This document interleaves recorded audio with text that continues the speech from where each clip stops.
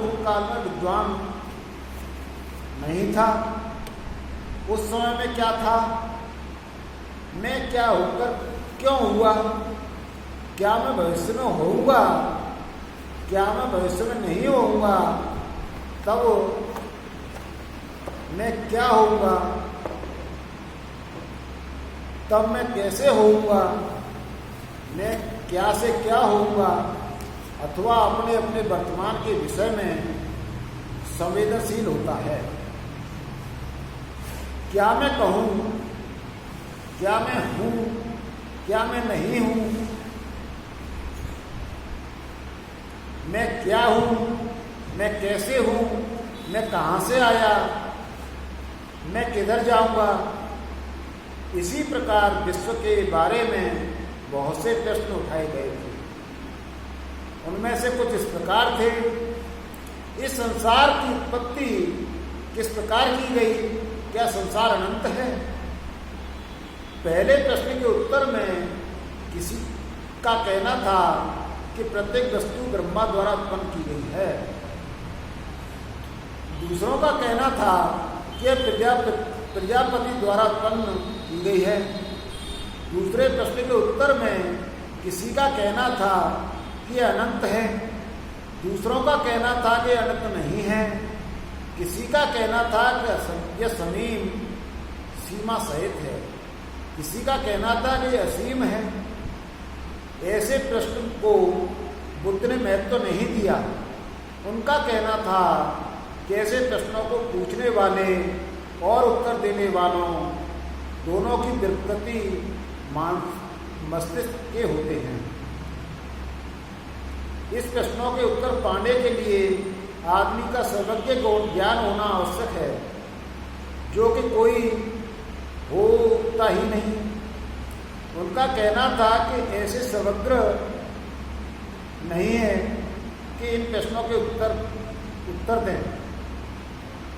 कोई यह दावा नहीं कर सकता कि जो कुछ हम जानना चाहते हैं वह सब को जानना है, और न कोई ये दावा कर सकता कि किसी भी समय जो कुछ भी हम जानना चाहते हैं वह किसी को हर समय ज्ञात रहता है। हमेशा कुछ न कुछ अज्ञात रहता ही है। इन्हीं कारणों से भगवान बुद्ध ने ऐसी सब बातों को अपने धर्म से दूर रखा। उनकी दृष्टि में जो धर्म ऐसी बातों को धर्म का अंग मान लेता है वो अपनाने योग्य नहीं है। जिन सिद्धांतों को भगवान बुद्ध के समकालीन कुछ आचार्यों ने अपने अपने धर्म का आधार बनाया, उन सिद्धांतों का संबंध दो बातों से था। आत्मा से नंबर एक, दूसरा विश्व की उत्पत्ति से। उन्होंने आत्मा के बारे में कुछ प्रश्न उठाए जो इस प्रकार थे, क्या मैं पहले था, क्या मैं पहले नहीं था, उस समय में क्या था, मैं क्या होकर क्या हुआ, मैं क्या भविष्य में होऊंगा, क्या मैं भविष्य में नहीं होऊंगा, तब मैं क्या होऊंगा, तब मैं कैसे होऊंगा, मैं क्या होकर क्या होऊंगा। अथवा वो अपने वर्तमान के विषय में संवेदनशील होता है। मैं क्या हूँ, क्या मैं नहीं हूँ, मैं हूँ क्या, मैं कैसे हूँ, ये प्राणी कहाँ से आया, वह किधर जाएगा। दूसरों ने विश्व की उत्पत्ति के विषय में प्रश्न उठाए। कुछ ने कहा ऐसे ब्रह्मा ने बनाया, दूसरों ने कहा ऐसे स्वयं प्रजापति ने अपने आप की आहुति देकर उत्पन्न किया। दूसरे आचार्यों ने कुछ दूसरे प्रश्न पूछे।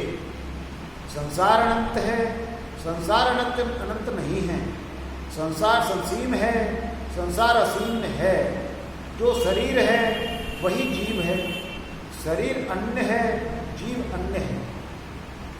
सत्य ज्ञाता मरने के बाद रहते हैं, सत्य ज्ञाता मरने के बाद नहीं रहते हैं। वे रहते भी हैं और नहीं भी रहते हैं। वे मरने के बाद न रहते हैं और नहीं रहते हैं। भगवान बुद्ध का कहना था कि ऐसे प्रश्न कुछ उन्हीं लोगों द्वारा पूछे जा सकते हैं जिनके मस्तिष्क कुछ विकृत हों। भगवान बुद्ध द्वारा बताए ऐसे धार्मिक सिद्धांतों का खंडन करने के 3 कारण थे। पहला कारण तो यही था कि इन्हें धर्म का अंग बनाने में कोई तुक नहीं था। दूसरे, इन प्रश्नों का उत्तर देने के लिए सर्वज्ञ ज्ञान होना चाहिए, जबकि कोई सर्वज्ञ नहीं है। उन्होंने अपने प्रवचनों में इस बात का जोर दिया है। उन्होंने कहा कि एक ही समय और उसी समय कोई भी सभी बातों का ज्ञान प्राप्त नहीं कर सकता। ज्ञान का कहीं अंत नहीं है। कुछ ना कुछ और अधिक जानने के लिए हमेशा शेष रह जाता है। इन सिद्धांतों के विरुद्ध तीसरा तर्क यह था कि ये सब सिद्धांत केवल निराधार कल्पनास्पद थे। ये प्रामाणिक नहीं थे और न ही ये सत्यवादी थे। ये केवल कोरी कल्पना के परिणाम थे। उनके पीछे कहीं कोई यथार्थ नहीं था। और फिर निराधार कल्पना पर आधारित सिद्धांत का एक आदमी और दूसरे आदमी के आपसी संबंध में क्या प्रयोजन था? एकदम कुछ भी नहीं। तथागत ने इस बात का विश्वास नहीं किया कि संसार का सृजन किया गया था। तथागत की मान्यता थी कि संसार का विकास हुआ था। धम्म की पुस्तकों का अध्ययन मात्र धम्म नहीं है। ब्राह्मणों ने सारा जोर विद्या पर दिया। उन्होंने शिक्षा दी कि विद्या ही प्रत्येक चीज का आरंभ और इति है। इससे आगे कुछ ध्यान देने योग्य नहीं है। इसके विरुद्ध भगवान बुद्ध सभी के लिए विद्या के पक्षधर थे। इसके अतिरिक्त उन्हें इस बात की चिंता थी कि विद्या प्राप्त करके आदमी इसका प्रयोग करता है। विद्या केवल विद्या के लिए नहीं है। परिणामस्वरूप इस बात पर विशेष जोर देते थे कि जिसे ज्ञान है उसमें शील भी होना चाहिए। बिना शील के विद्या अत्यंत खतरनाक थी। भिक्षु पटसेन को जो कुछ भगवान बुद्ध ने कहा था उससे विद्या की अपेक्षा शील का महत्व स्पष्ट होता है। पुराने समय में जब भगवान बुद्ध सावित्य में विहार कर रहे थे, उस समय पटसेन नाम का एक वृद्ध भिक्षु था जो स्वभाव से इतना अधिक मंद बुद्धि था क्या वो एक गाथा भी याद नहीं कर पाता था।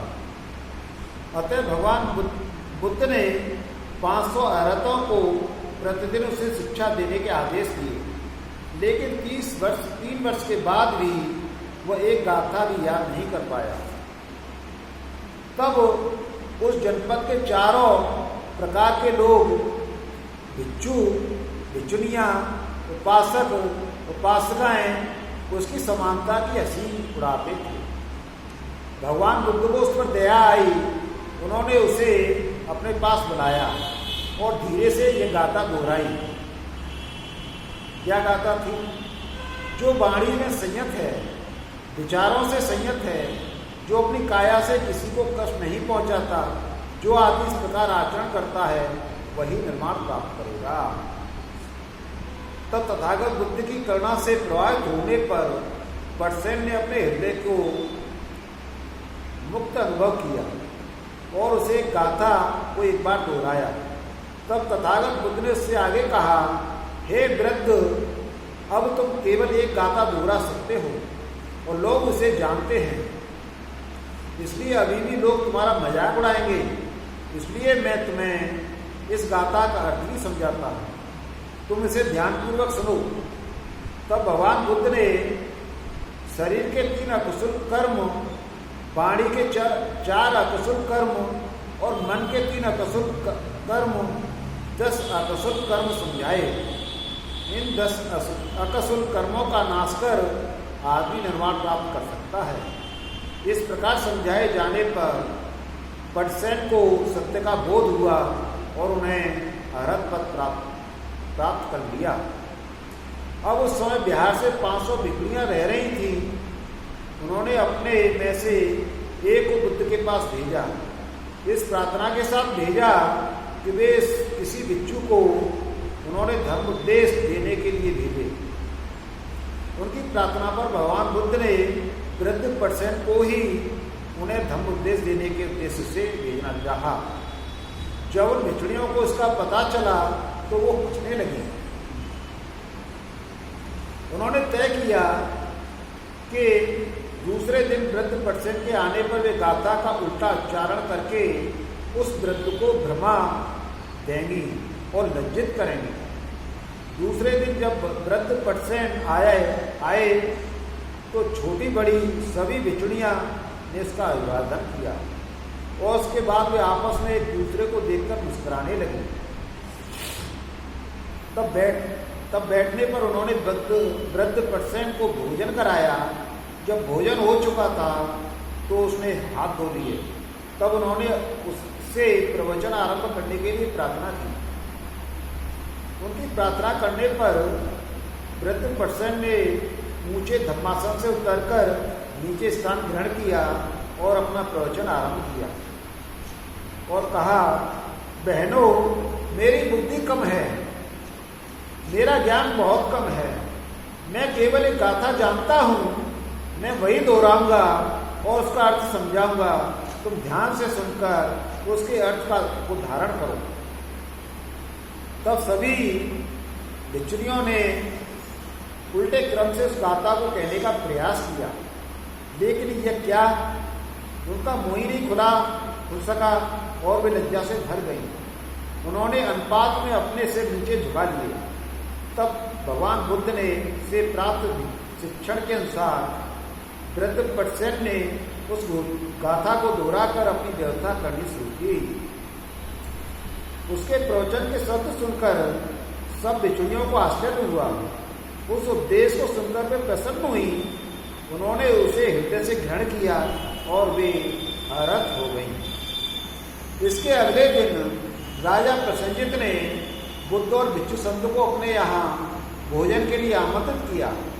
बुद्ध ने पर्सन को विशेष उन्नति स्थित पहचान उसे अपना भिक्षा पात्र लेकर पीछे पीछे चलने के लिए कहा। लेकिन जब वे राजमहल के द्वार पर पहुंचे तो पूर्व परिचित द्वारपाल ने वृद्ध पर्सन को अंदर नहीं जाने दिया और बोला, जो भिक्षु केवल एक गाथा जानता है, हमें उसका अतिथि नहीं करना है। तुम्हारे जैसे सामान्य जनों के लिए स्थान नहीं है। अपने से श्रेष्ठकर लोगों को रास्ता दो और स्वयं चल दो। तब पर्सन द्वार के बाहर ही बैठ गए। जब बुद्ध आसन पर विराजमान हुए, उन्होंने हाथ धोए, लेकिन यह क्या, भिक्षा पात्र लिए एक पर्सन को हाथ एक कमरे में चला गया। तब राजा, मंत्री और अन्य उपस्थित जन यह दृश्य देखकर चकित हो गए और बोले, यह कौन है? इस पर तथागत ने उत्तर दिया, यह भिक्षु पर्सन है। इसने अभी अभी अरहत प्राप्त किया है। मैं इसे अपना भिक्षा पात्र लेकर पीछे पीछे आने के लिए कहा था, किंतु द्वारपाल ने इसे अंदर नहीं आने दिया। तब पर्सन को ही प्रवेश मिला और वह अंदर आकर समुद्र में सम्मिलित हो गया। तब राजा प्रसन्नजित बुद्ध को की ओर देखते हुए बोले, मैंने सुना है कि इस पर्सन में बहुत कम योग्यता है, यह केवल एक ही गाथा जानता है। तब उसे बोध कैसे प्राप्त हो गई? तथागत ने उत्तर दिया, ज्ञान अधिक न भी हो, किंतु शील मुख्य वस्तु है। इस पर्सन ने इस गाथा के मर्म को अच्छी तरह अदृश्य कर लिया है, इसलिए शरीर, वाणी और विचार पूर्ण से शांत हो गए हैं। यदि किसी आदमी के पास ज्ञान अधिक भी है, किंतु यदि उसका आचरण उसके अनुसार नहीं है, तो फिर ये सारा ज्ञान उस आदमी को विषोन्मुख होने से नहीं बचा सकता। तब केवल ऐसे ज्ञान का क्या लाभ? इसके बाद तथागत ने कहा, चाहे कोई आदमी 1000 गाथाओं का वाचन करे, लेकिन वह इन गाथाओं के अर्थ को नहीं समझता, तो उसका उस वाचन किसी भी ठीक से समझी गई एक गाथा के वाचन के समान भी नहीं है। जिसे सुनकर ये चिंतन संयत होता है, बिना समझे हजारों शब्दों के उच्चारण से भी क्या लाभ, लेकिन एक शब्द का सुनना, समझना और तदनुसार आचरण करना मोक्ष लाभ प्राप्त करता है। तो धम्म बंधुओं, एक आदमी अनेक ग्रंथों का वाचन कर सकता है, लेकिन यदि वह उन्हें समझा नहीं सकता तो ऐसे वाचन से कोई लाभ नहीं। धम्म के एक ही पद को जानना और तदनुसार चलना श्रेष्ठ विज्ञान का मार्ग है। ऐसे शब्दों को सुनकर उपस्थित 200 भिक्षु ज्ञान व मंत्रीगण सहित प्रसन्न होते।